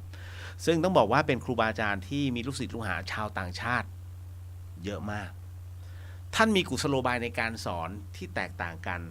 ตามประเภทของบุคคลนะฮะโดยเฉพาะอย่างยิ่งชาวตะวันตกซึ่งคนไทยทั่วไปเนี่ยเราเรียกเขาว่าฝรั่งถูกไหมแต่คราวนี้ต้องบอกว่าเราภูมิใจมากศรัทธาทั้งหลายเนี่ยภูมิใจมากที่พระเดชพระคุณท่านเนี่ยมีลูกศิษย์ลูกหาเป็นหน่อเนื้อเชื้อไขเป็นฝรั่งเยอะมากนะฮะและท่านได้สอนเนี่ยอย่างมีความมุ่งมั่นแล้วก็มีประสิทธิภาพในการเผยแผ่พระพุทธศาสนาจนกระทั่งลูกศิษย์ที่เป็นฝรั่งของท่านแต่ละรูปปัจจุบันนี้แน่นอนที่สุดเป็นที่นับหน้าถือตาของชาวโลกผมใช้คำว่าชาวโลกไม่ใช่ชาวไทยอย่างเดียวนะฮะเพราะฉะนั้นเนี่ยเป็นที่ยอมรับนะฮะที่กระจายอยู่วัดป่านานาชาติทั่วๆไปครูบาอาจารย์ทั้งหมดทั้งมวลนั้นนะฮะ ท่านมีซึมซับในเรื่องของธรรมะที่หลวงพ่อชานั้นได้ฝึกเอาไว้นะฮะเพราะฉะนั้นในเรื่องตรงนี้เนี่ยฮะท่านเองเนี่ยมองเห็นการไกลในเรื่องของการเผยแผ่พระพุทธศาสนาไปยังต่างประเทศชาวตะวันตกที่เขาสนใจในการปฏิบัติภาวนาแล้วก็การบวชในพระพุทธศาสนาแบบเถรวาทเนี่ยจึงมีขึ้นอยู่เรื่อยๆหลวงพ่อชาท่านสอนฝรั่งยังไงอันนี้หลายคนสงสัยมากนะฮะจริงๆแล้วเนี่ยต้องบอกว่าหลวงพ่อชาท่านพูดภาษาอังกฤษไม่ได้เลยนะฮะแล้วลูกศิษย์ของท่านเนี่ยเป็นฝรั่งที่ไม่คุ้นกับภาษาไทยด้วยคำถามทำนองนี้มันมีให้กับหลวงพ่ออยู่เสมอหลวงพ่อก็เลยมีเขาเรียกหลวงพ่อก็เลยตอบไปว่าให้จำไว้ว่าทั้งหมดทั้งมวลบนโลกใบนี้มันมีคำตอบเชิงเปรียบเทียบอยู่แล้วเพราะฉะนั้นไม่จำเป็นต้องพูดมากมายนะฮะอย่างเช่นท่านบอกว่าน้ำร้อนก็มีน้ำห้อนก็มี hot water ก็มีมันเป็นแค่ชื่อภายนอกหลวงพ่อบอกงี้นะฮะแค่เอามือจุ่มลงไปก็ไม่ต้องใช้ภาษาพูดแล้วนะฮะคนชาติไหนเขาก็รู้ได้เองทั้งนั้นก็ถูกไงฮะน้ำร้อนนะฮะไม่ต้องไปบอกน้ำมันร้อนเอานิ้วจุ่มไปสิ นะฮะหลวงพ่อท่านนะฮะบางทีท่านก็ตั้งคำถามนะเอาเรียกว่าพวกช่างสงสัยเหล่านี้นะฮะคือให้หายสงสัยกันไปเลยท่านก็ตั้งคำถามไปอย่างที่ที่บ้านโยมเนี่ยมีสัตว์เลี้ยงไหมอย่างหมาแมวเนี่ยหรือว่าวัวควายอย่างเนี้ยเวลาพูดกับมันเนี่ยโยมพูดภาษามันหรือเปล่านะฮะต้องพูดภาษามันด้วยไหมถูกไหมฮะเพราะฉะนั้นท่านเปรียบแล้วไงก็พูดกับแมวเนี่ยนะฮะบางทีแทบนะอย่างผมพูดกับไอ้บากพูดกับไอ้เจ้ามูมูมาม่าเนี่ยว่าไงมึงมันก็เข้าใจนะฮะเวลามันหิวมันก็หงิงผมก็เข้าใจมันหิวบางทีมันเอามือมันเอาเท้ามาขาหน้ามาสะกิดก็เข้าใจนะมันคือต้องการอะไรเห็นไหมหลวงพ่อท่านเข้าใจมากเลยฮะเคล็ดลับในการสอนหลวงพ่อบอกงี้ว่าไอ้เคล็ดลับในการสอนเนี่ยของหลวงพ่อนั้นมันมีอยู่เพียงประการเดียวก็คือมันไม่ใช่เรื่องลี้ลับนะฮะท่านบอกว่าท่านสอนด้วยการกระทำจึงไม่จำเป็นต้องใช้ภาษามากดังนั้นท่านชี้แจงให้ฟังว่าถึงแม้มีลูกศิษย์เมืองนอกมาอยู่ด้วยมากๆอย่างนี้ก็ไม่ได้เทศให้เขาฟังมากนักพาเขาทำเลยทำดีได้ดีถ้าทำไม่ดีก็ได้ของไม่ดีพาเขาทำดูเมื่อทำจริงๆก็เลยได้ดีเขาก็เลยเชื่อไม่ใช่มาอ่านหนังสือเท่านั้นนะทำจริงๆนั่นแหละสิ่งใดที่มันไม่ดีก็ละมันอันไหนไม่ดีก็เลิกมันเสียมันก็จะเป็นความดีขึ้นมาหลวงพ่อท่านฮะลึกซึ้งมากนะการสอนแบบพาเขาทำเลยนี่แหละบางทีหลวงพ่อก็เปรียบเทียบให้ฟังไม่ยากหรอกดึงไปดึงมาเหมือนควายเดี๋ยวมันก็เป็นเท่านั้นนะฮะทำไปเถอะนั่งสมาธิทำไปหายใจแบบนี้หายใจเข้าแบบนี้หายใจออกแบบนี้ทำไปนั่งนิ่งๆวางทั้งหมดจบ แล้วทำแล้วได้ผลฮะจุดเด่นและจุดอ่อนของมนุษย์เรามักจะอยู่ในที่เดียวกันสำหรับพระฝรั่งส่วนใหญ่ก็จะมอบตัวเป็นศิษย์ของหลวงพ่อจุดนั้นอยู่ที่ความสงสัยนะฮะหลวงพ่อจึงมีลูกศิษย์ช่างซักช่างถามอยู่หลายรูปท่านก็บอกว่าเมื่อเราทำให้เขาหยุดได้เขาก็มองเห็นข้างหลังเราถนัดฝรั่งเหล่านี้แต่ครั้งแรกก็เปลืองอาจารย์นิดหน่อยอยู่กับอาจารย์ที่ไหนก็ต้องมีคำถามทั้งนั้นแหละก็คนมันไม่รู้จักนี่ต้องถามจนกว่าจะหมดสงสัยนั่นแหละไม่มีอะไรจะถามจึงหยุดไม่อย่างนั้นก็วิ่งตามตลอดเวลามันร้อนนี่ฮะเป็นคำที่พระโพธิญาณเถระหรือว่าหลวงพ่อชาสุภัทโทท่านได้บอกเอาไว้นั่นเองนะครับตามมรดกธรรมฟังแล้วเป็นไงฮะผมรักหลวงพ่อมากขึ้น มากๆนะฮะเพราะว่าสิ่งที่ท่านพูดมันเป็นเรื่องจริงต้องทำก่อนถ้าไม่ทำก็ไม่รู้เหมือนอย่างที่ผมบอกไงว่าพระอาจารย์ภัสกร เวลาใครถามท่านต้องตอบให้เคลียร์เพราะถ้าตอบไม่เคลียร์เนี่ยมันยังสงสัยอยู่นะฮะตอบจนกว่ามันจะที่สงสัยเหมือนกับใครฮะกุ๊บกิ๊บฟังอยู่ใช่ไหมนะฮะกุ๊บกิ๊บสงสัยพี่เลียวมีหน้าที่ตอบให้หายสงสัยพอกุ๊บกิ๊บหายสงสัยมันก็เลยหมดไงไม่มีข้อสงสัยอีกแล้วนี่คือสิ่งที่ถึงได้บอกเสมอครับว่าถ้าสงสัยถามนะฮะแล้วก็ตอบได้ก็จะตอบไม่ได้เดี๋ยวผมไปหาผู้รู้แล้วผมจะมาตอบให้อีกรอบหนึ่งนะฮะก็เป็นที่มาที่ไปครับผมต่อมานะฮะอันนี้น้องบอกว่าพี่เรียวคะหนูสัญญากับเพื่อนก่อนที่เขาตายแต่หนูกลัวว่าทำไม่ได้หรือรักษาคำพูดไม่ได้หนูจะมีวิธีแก้ไขคำสัญญาเหล่านั้นได้ไหมคะหนูกลัวผีด้วยค่ะเขาจะมาหาหนูไหมเนี่ยพี่เลียว เด็กเนาะ นะฮะคืออย่างนี้ผมเชื่อมั่นหลายคนเนี่ยรับปากในวาระสุดท้ายของใครสักคนหนึ่งทั้งชีวิตคุณน่ะผมเชื่อมั่นว่าหลายคนเนี่ยนะผ่านประสบการณ์จุดนี้มาแล้วหมายถึงว่าคนที่กำลังจะคือคนที่อยู่ในวาระสุดท้ายเนี่ยและต้องการปลอบใจความสบายใจคุณจะรับปากเข้าไปแบบขอผ่านไปทีอะฮะเพราะฉะนั้นพอถึงตรงนี้อย่างที่น้องอ่ะถามมาอย่างเงี้ยแล้วน้องเกิดความไม่มั่นใจว่าเฮ้ยจะทำได้หรือเปล่านะฮะมีวิธีแก้ไขไหมไปถอนซะมาค้าบูชาที่จะถึงเนี่ยนะฮะพี่เลียวก็จะทำอโหสิกรรมนะฮะบนวัดไฟหินนะครับอันนี้บอกก่อนพิธีอโหสิกรรมเนี่ยที่ธรรมสถานท่านก็ทำนะฮะเพราะฉะนั้นทำ2ที่นะครับธรรมสถานก็ได้บนวัดไฟหินก็ได้นะฮะแต่เดี๋ยวของพี่เลียวเนี่ยตอนแรกที่ผมบอกว่าจะแจกเหรียญพระราชพรหมยานขอไว้ก่อนเดี๋ยวผมจะไปขอเก็บไว้นิดนึงอันเนื่องมาจากว่าการเดินทางที่จะต้องลงไปกรุงเทพอีกรอบหนึ่งผมกะว่าจะไปแวะวัดท่าสูงอีกรอบหนึ่งแล้วเดี๋ยวอันเนี้ย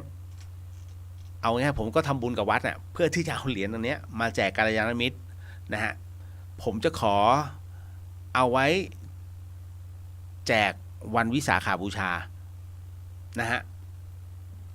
ก็คือวันที่พระพุทธองค์ประสูติตรัสรู้ปรินิพพานน่ะวันนั้นแจกเหรียญพระราชพรหมยานแต่วันมาฆบูชาขออนุญาตนะฮะเพราะผมพอเห็นป๋อมแปมเนี่ยเฮ้ยตายแล้วผมรับปากน้องว่าจะเอาทรายเสกให้ก็เลยเอางี้ผมจะแจกทรายเสกของวัดท่าซุงนะฮะที่หลวงพ่อฤาษีอ่ะท่านอธิษฐานเอาไว้ที่ท่านเสกเอาไว้นั่นแหละให้กับทุกท่านที่ขึ้นมาแล้วกันง่ายที่สุดนะครับก็เดี๋ยวจะทำไว้พร้อมวิธีใช้นะฮะอันนี้ขอเปลี่ยนนะฮะคือมีแต่แจกอ่ะคืองานพระพุทธศาสนาบางคนคิดว่าเฮ้ยไปแล้วต้องเสียเงินไม่จริงผมบอกเลยใครที่มาธรรมสถานเมื่อก่อนนี้นะฮะแล้วก็ผมก็จะจัดอโหสิกรรมเนี่ยนะฮะพร้อมกับหลวงพี่ภัสกรอยู่เรื่อยๆนะก็มีพักหลังที่วัดไฟหินช่วยมาทำบนวัดหน่อย นะขึ้นมาทำบนวัดผมก็เลยแยกขึ้นมาทำบนวัดด้วยนะเพราะฉะนั้นใครที่ขึ้นมาแล้วในงานเนี้ยจะรู้ดีว่าผมไม่เคยเอาไปเอามา50 บาทไม่มี20 บาทไม่มีนะฮะพระพุทธศาสนานะครับพระพุทธเจ้าบอกอยู่แล้วว่าพระธรรมคำสั่งสอนนะครับเป็นสิ่งที่เราช่วยกันเผยแผ่นะฮะเพราะฉะนั้นใครที่มาเนี่ยหลวงพี่ภัสกรเนี่ยจะมอบของที่ระลึกกลับไปมากกว่าแต่ถ้าใครอยากทำบุญท่านก็ไม่ขัดนะก็เอาใส่ขันไปก็แค่นั้นเองนะฮะเพราะฉะนั้นเหมือนกันผมไม่เคยเรียกร้องปัจจัยนะฮะแล้วก็ไม่เคยคิดจะเรียกร้องด้วยแล้วแต่ถ้าอยากจะทำบุญนู่นกับวัดไม่ต้องกับพี่ไม่ต้องนะฮะก็ไปเสียบนี่นู่นนั่นก็แล้วแต่เขาแต่วัดฝายหินไม่เคยตั้งตู้นะบอกไว้ก่อนนะครับเพราะฉะนั้นใครที่ขึ้นมาวันมาฆบูชาวันที่3ก็เอาสายเสกไปวันที่6สิขออภัยนะครับ บอกไว้ กระซิบต่อมาอันเนี้ยน้องมา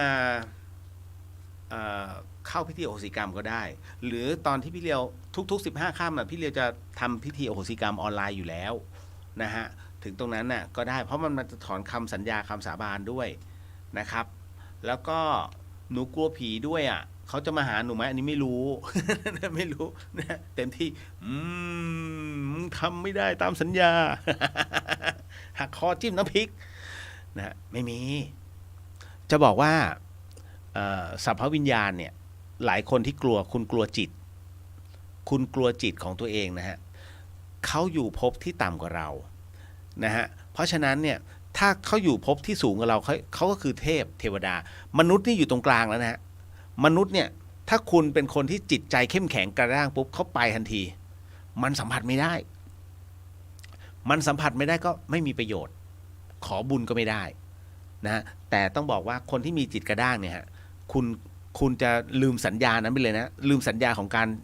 งการสื่อสารที่ติดต่อตรงนั้นได้ที่เคยทำได้คุณจะลืมมันไปเลยนะเพราะจิตคุณจะกลับมากระด้างเหมือนเดิมนะฮะอันนี้ก็เลยต้องบอกไว้ก่อนนะเขาจะมาหาหนูไหมก็น้องทำบุญใส่บาตรมีโอกาสใส่บาตรซะหน่อยนะฮะอย่าจ้างใส่บาตรนะฮะมีคำถามมาบอกว่าพี่ถ้าสมมุติว่าจะต้องจ้างใส่บาตร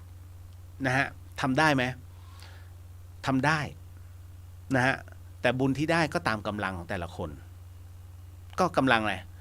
ก็ขี้เกียจตื่นเช้าไงก็ขี้เกียจตื่นเช้าความขี้เกียจก็ได้นิดหน่อยสิ่งที่คุณได้ก็คือคุณแค่มอบปัจจัยให้เขาผู้ที่รับจ้างคุณใส่บาตรแค่นั้นเองนะฮะพระถ้าไม่รู้เรื่องอะไร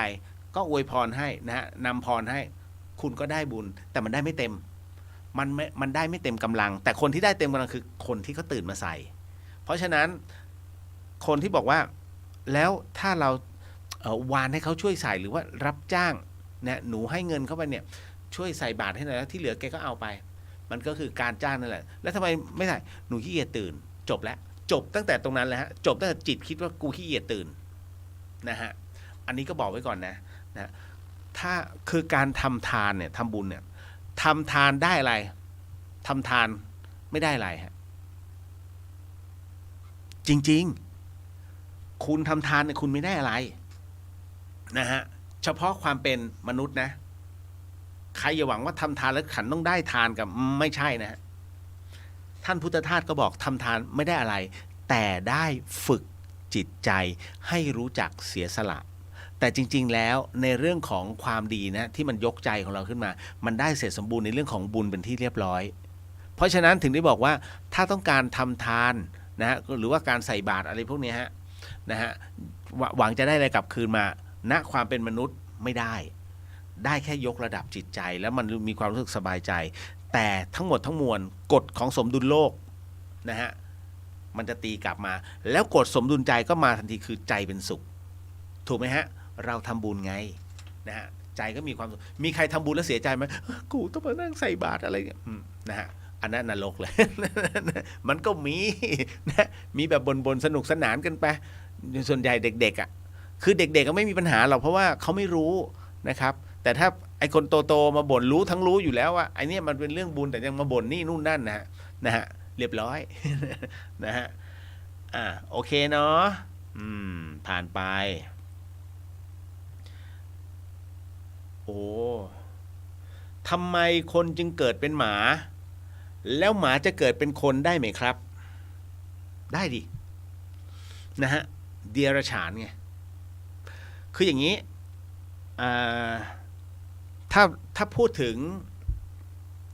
ในส่วนของ31ภพภูมิเนี่ยภูมิที่อยู่ล่างลงมาจากความเป็นมนุษย์ก็คือนรกภูมิถูกไหมฮะ1เปรต1อสุรกาย1เดรัจฉาน1ทั้งหมดทั้งมวลเนี่ยจัดอยู่ตรงนี้นะเพราะฉะนั้นในส่วนตรงนี้นี่เองเนี่ยถ้าทำอะไรไม่ดีแน่นอนเรียบร้อยนะครับอย่างกรณีที่คนทำไมคนเราจึงเกิดเป็นหมานี่ฮะ อย่างเช่นฆ่าพ่อฆ่าแม่จากอเวจีขึ้นมาเนี่ยหมดสิทธิ์เป็นคนนะฮะเพราะว่าคุณใช้บุญหมดแล้วการทำอนันตริยกรรมกับบุพการีเนี่ยสุดๆแล้วครับคือคุณกล้าที่จะ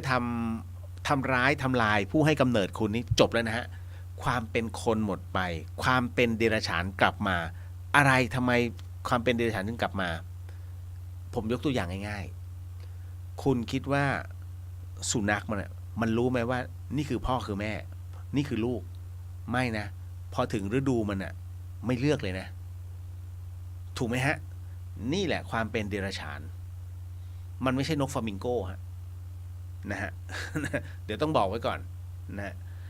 หรือว่านกเงือกไม่ใช่ที่จะต้องอยู่คู่แล้วจนกว่าพอคู่ตายปุ๊บมันก็ต้องรอจนกว่าตัวมันตายนะฮะลำดับต่อมาก็หมาเกิดเป็นคนได้ไหมได้ครับเกิดจากการชดใช้กรรมผมเคยเล่าเรื่องหลายเรื่องนะ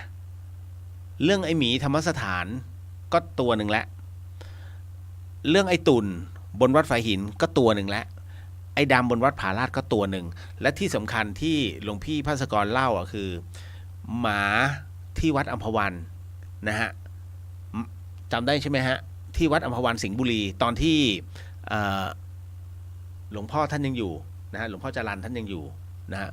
ปรากฏว่าในขณะที่จะทำวัดเย็นเนี่ยฮะท่านกำลังเดินออกมากำลังจะขึ้นทำวัดเย็นมีผู้ชายคนหนึ่งเดินมาหาหลวงพ่อนะแล้วเข้าก้มกราบแทบเท้าเลยหลวงพ่อครับผม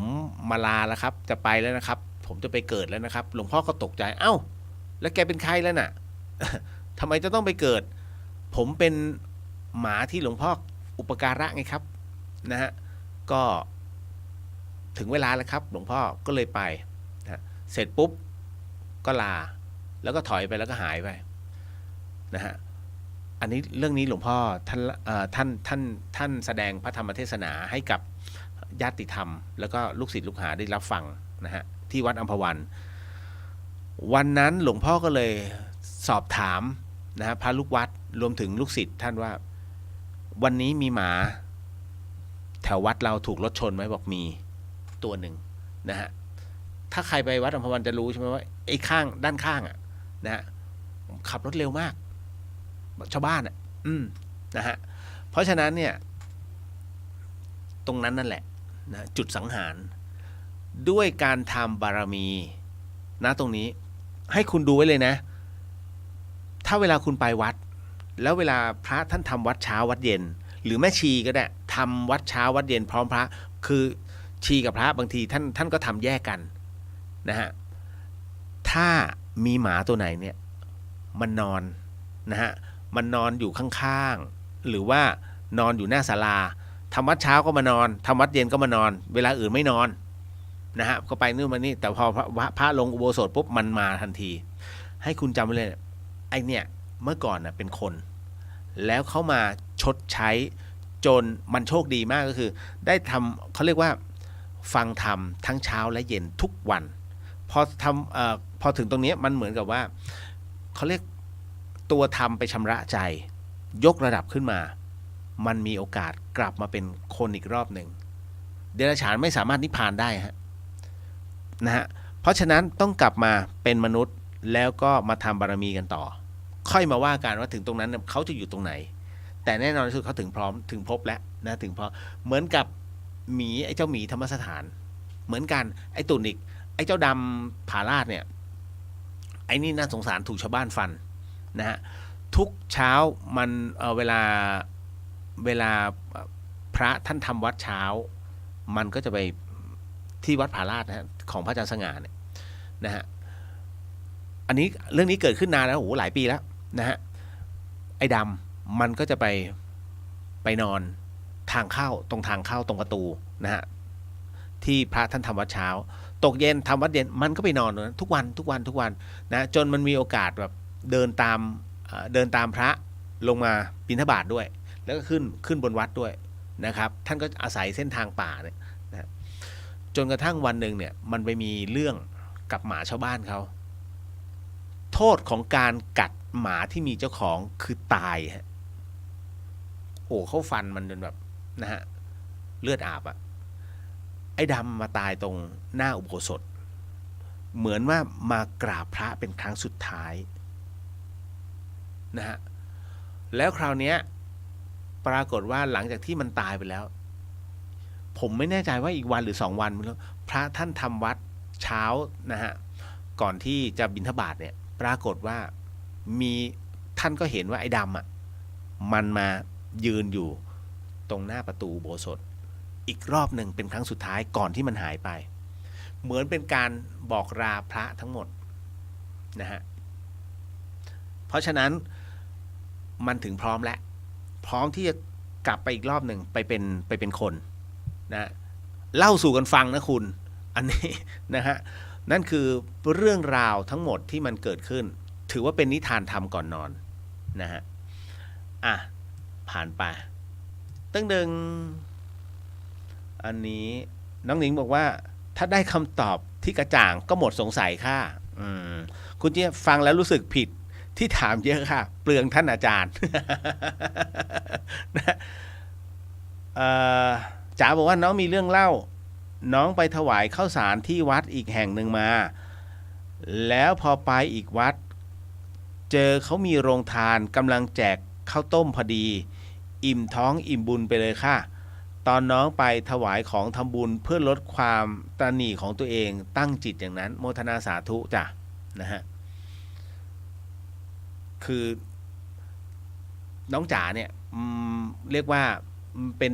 ตัวอย่างที่ดีฮะคือในสมัยที่เขาไม่ใช่ไม่ได้มีงานเป็นหลักแหล่งเหมือนปัจจุบันเนี่ยเขาจะออมเงินในกระปุกทุกวันนะทุกสัปดาห์ไม่รู้หรอกในกระปุกมีเท่าไหร่นะจะ20 บาทจะ40 บาทแต่เขาเอาทำบุญตลอดนะเขาจะแยกกระปุกเอาไว้ผมก็เลยเวลาผมจะไปคุยกับใครอะไรยังไงเนี่ยผมจะเอาน้องเขาไปเป็นเคสแล้วก็ไปอธิบายไปบอกทุกคนว่าเนี่ยมีน้องคนหนึ่งเขาเป็นงี้นะฮะนี่แหละเป็นตัวอย่างที่ดี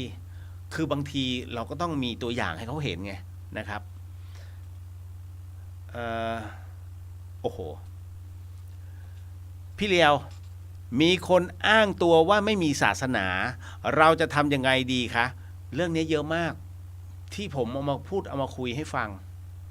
นะฮะฟังแล้วให้วางอุเบกขานะคุณอย่าไปเฮ้ยทำไมมันพูดอย่างนั้นอย่างนี้เพราะผมมีตัวอย่างล่าสุดที่ไปเชียงคานมาอันนี้เดี๋ยวค่อยว่ากันคือคนที่ไม่มีศาสนาเนี่ยคุณอันเนี้ยถ้าน้องคุยกับเขาจงเปลี่ยนเรื่องคุยฮะจริงคุณเปลี่ยนเรื่องคุยไปเลยคุณอย่าไปคุยเรื่องศาสนาเอ้ยทำไมไม่เชื่อไม่ต้องอย่าฮะพระพุทธเจ้าถึงได้บอกไงว่าท่านไม่สามารถช่วยให้คนเข้าใจในหลักธรรมะของพระองค์ได้ทั้งหมดไม่ใครเข้าใจก็ได้ใครไม่เข้าใจต้องปล่อยนะฮะคือต้องบอกว่าบุคคลเหล่านี้นะฮะเขาเป็นบุคคลที่น่าสงสารจริงๆครับจริงๆคือเป็นบุคคลที่น่าสงสารเป็นบุคคลที่ไม่อยู่กับร่องกับรอยนะฮะคนที่พูดว่าไม่มีศาสนาเหมือนกับถามว่าเฮ้ยคุณเป็นคนชาติไหนอ๋อฉันไม่มีชาตินะฮะฉันไม่มีชาติหรอกทั้งที่อยู่ประเทศไทยเป็นคนไทยพูดภาษาไทยแต่ทำไมอ่ะฉันแค่มาอาศัยอากาศบนโลกใบนี้หายใจก็พอถ้าเขาบอกเป็นคนไทยแสดงว่าเขามีสังกัดไงถูกไหมฮะคือกำลังโกหกตัวเองอยู่ฮะว่าอ๋อฉันไม่มีศาสนาจริงๆไม่ใช่เขาโกหกตัวเองนะฮะจริงๆแล้วเขารับรู้นะฮะว่าต่อให้ถือผีก็ต้องมีศาสนาก็ผีอ่ะคือศาสนาของเขานะฮะแต่ถ้าบอกว่าฉันนับถือความดีก็นี่ไงฮะเหมือนกับที่ถามว่าคุณอยู่ประเทศไหนไม่มีประเทศหรอกฉันอยู่ไปเรื่อยๆนะฮะแต่ถ้าบอกว่าอยู่ประเทศไทยปุ๊บเนี่ยมันก็เหมือนกับอ๋อฉันศาสนาพุทธหรือฉันศาสนาคริสต์ถูกไหมฮะนี่แหละอารมณ์เดียวกันแต่ไม่ยอมตอบไง